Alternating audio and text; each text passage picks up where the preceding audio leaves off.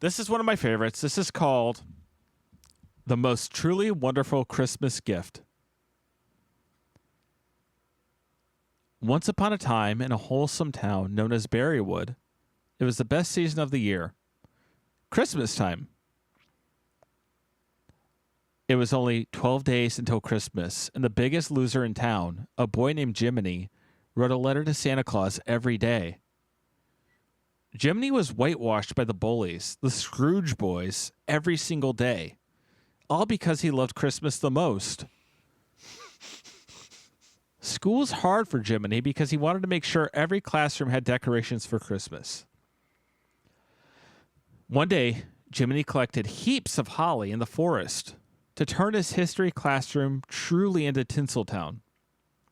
However, on his way to school, he got nailed square in the face with a snowball solid as a rock. It wasn't even a snowball, actually. It was an ice ball, and it smoked him pretty good.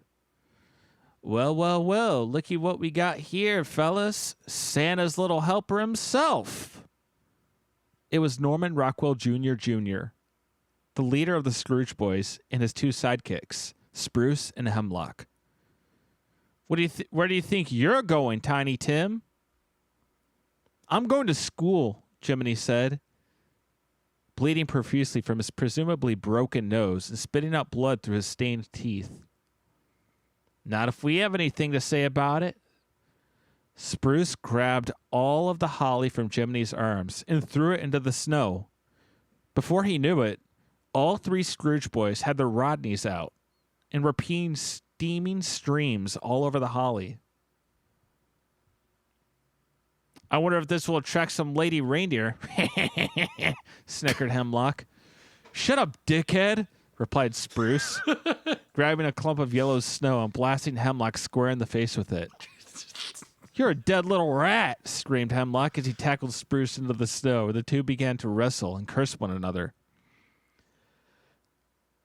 Jiminy thought he'd use this opportunity to get away, but Norman grabbed his snowsuit by the hood. Not so fast, little elf. I need you to do something for me. I'm not doing jack for you, Norman. I have to get to school. That's the plan, numbnuts, Norman said. Tonight's the big Christmas pageant at school. Everyone is going to be there. You know I hate Christmas, and I'd like to see the whole deal up in smoke, and I need you to make that happen. What are you going to do, Norman? Asked Jiminy.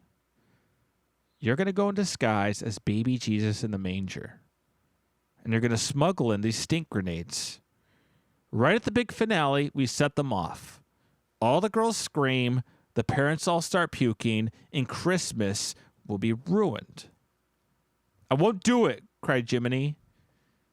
You will do it because I said so. I don't think so.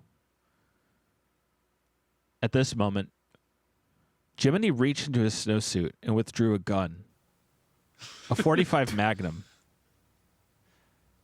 It was my dad's. My mom gave it to me as an early gift this year. Norman's face became as white as his eyes, wide, and frozen as the December air. Jiminy, you don't even know how to use that shit. Come on, I'll show you. We could go shoot squirrels. Just let me see it.